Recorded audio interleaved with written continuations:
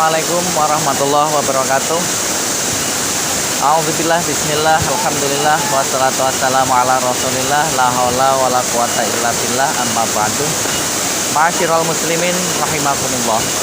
Di hari bulan suci Ramadan 1442 Hijriah yang ketiga ini, di hari ketiga, alhamdulillah kita masih diberikan kesehatan sehingga sampai sore ini kita masih istiqomah menjalankan ibadah puasa, dan sebentar lagi waktu beduk maghrib akan tiba. Kita akan melaksanakan ibadah yang menyenangkan, ibadah yang paling menyenangkan, yaitu ibadah berbuka puasa.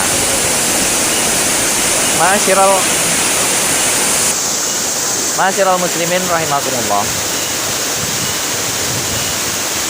Dalam puasa hari yang ketiga ini ada sebuah hadis yang perlu kita renungkan. Siapakah orang-orang mukmin itu? Siapakah muslim seperti kita itu? Kata Rasul, alladzina yanzurunal ummah bi'ainir rahmah.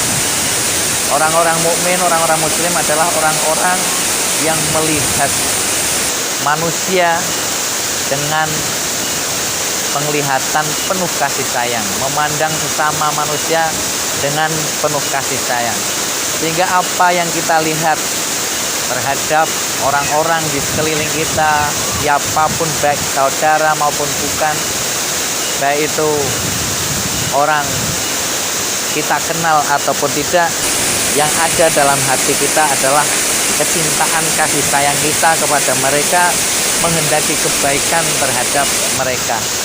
Ada sebuah kisah yang terkenal dari seorang ulama besar tanah Jawa, yaitu Al-Mukarram Bapak Kiai Haji Ali Yahya Lasem. Beliau seorang penceramah, pengasuh pondok, juga penceramah terkenal. Suatu ketika beliau diundang untuk memberikan tausiah, untuk memberikan mauidhah hasanah di daerah Jepara. Di pertengahan jalan beliau bertemu dengan lampu merah. Kemudian di lampu merah itu berhenti. Di lampu merah itu berhenti karena kondisi cuaca yang gerah pada saat itu. Mobil beliau belum ber-AC, merasa gerah, sorban beliau dilepas, jas beliau dilepas, bahkan peci beliau juga dilepas. Di perempatan lampu merah ada seorang, mohon maaf, wanita tunasosila atau WTS. Ada seorang WTS, ada seorang penjajah seks komersial jalanan. Kemudian mengetuk pintu jendela dari mobil yang dinaiki oleh Bapak Kiai Haji Ali Yahya dari Lasem tersebut. Kemudian dibukakan pintu jendela tersebut, kacanya dibuka. Wanita yang bersolek menor itu dengan PC-nya berkata, "Om, ikut numpang dong Om." Kemudian oleh sang kiai dibukakan pintu mobilnya dan dipersilahkan masuk. Setelah sampai di dalam mobil, lampu merah mati, ganti lampu hijau, mobil berjalan. Si wanita pelacur tersebut, WTS tersebut, berkata, "Om, akan saya temani sampai pagi, boleh Om?" Kata sang kiai, "Boleh Mbak, boleh. Dengan senang hati jika Mbak mau berkenan menemani panjang perjalanan saya, menemani malam saya malam hari ini sampai pagi." Singkat cerita, sampailah pada lokasi acara di daerah Jepara yang ramai hiruk pikuk. Pengunjung ramai, wanita-wanita memakai jilbab, bapak-bapak memakai peci, memakai sarung. Si wanita ini bertanya-tanya, karena ketika dalam perjalanan sang kiai mendekati tempat tersebut, telah mengenakan jasnya kembali, mengenakan pecinya kembali, mengenakan sorbannya kembali. Kemudian si wanita ini tiba-tiba pucat. Ternyata om-om yang digoda adalah seorang kiai yang akan memberikan tausiah. Tapi sang kiai tetap tenang, memandang tetap penuh dengan kasih sayang tanpa ada rasa kebencian.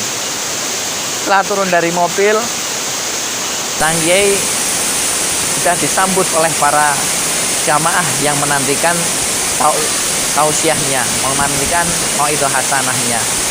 Kemudian sang kiai turun terlebih dahulu menghampiri ibu-ibu jamaah.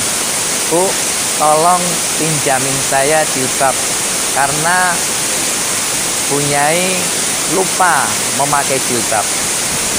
Si jamaah karena yang berkata ini kiai, langsung saja tergopoh-gopoh orang yang terdekat dengan rumahnya mengambil jilbab dari rumahnya yang terbaik kemudian diberikan kepada sang kiai.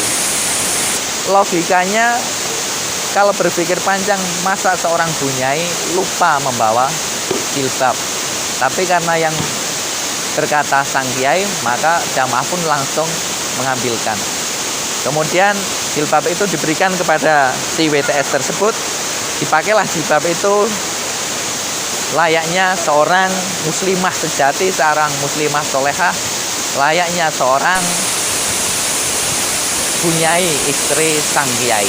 Kemudian turun dari mobil, disambut meriah oleh para ibu-ibu fatayat, ibu-ibu muslimat, dicium tangannya, dicium oleh ribuan ibu-ibu dan fatayat yang ingin tabarukan, ingin mendapatkan barokah dari sang wanita yang dianggap sebagai bunyai istri Pak Kiai.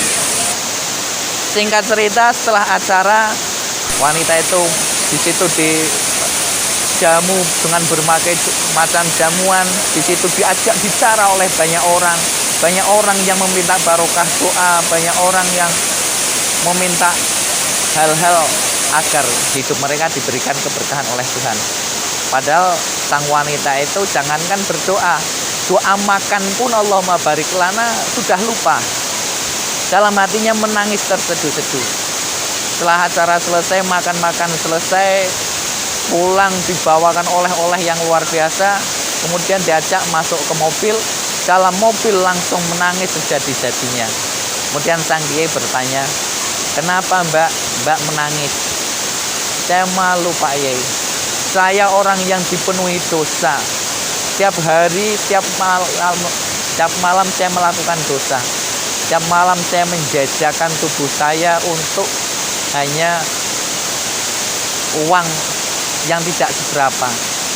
Malam hari ini saya benar-benar terharu, merasa menjadi seorang wanita yang terhormat. Saya malu pada diri saya sendiri Pak Yai. Saya malu pada Allah karena malam ini saya telah mendustai Allah. Kemudian jawab sang Kiai, mulai malam ini pikirkan jika mbak ingin menjadi orang yang mulia, dimuliakan Allah, pasti dimuliakan masyarakat, bertaubatlah. Maka sejak malam itu sang wanita bertaubat, memohon ampunan kepada Allah dan menjadi wanita yang solihah. Itulah sepenggal kisah, contoh kisah para ulama-ulama salaf, ulama-ulama guru-guru besar kita, orang-orang yang soleh, melihat orang bukan menghujat tapi memberikan nasihat, mengajak orang dengan hati penuh kasih sayang, bukan dengan kebencian, sehingga hatinya tersentuh. Inilah ulama-ulama ahli hikmah yang dalam Al-Quran disebut hukama. Ketika pandangan matanya menatap seseorang, masuk tajam ke dalam sanubari, ke dalam renung hati, hingga orang yang pendosa pun menjadi tersentuh dan bertaubat. Dibukalah pintu taubat oleh Allah dan dia sadar memperbaiki dirinya dan menjadi muslimah yang sejati. Subhanallah, semoga kisah ini menjadi inspirasi bagi kita agar kita semakin hari menjadi orang yang lebih baik. Kita memang bukan orang yang baik, bukan orang yang sempurna, tapi kewajiban kita adalah berikhtiar untuk menjadi lebih baik, menjadi lebih baik dari diri kita di hari ini dan menjadi lebih baik dari diri kita di hari-hari yang telah lalu.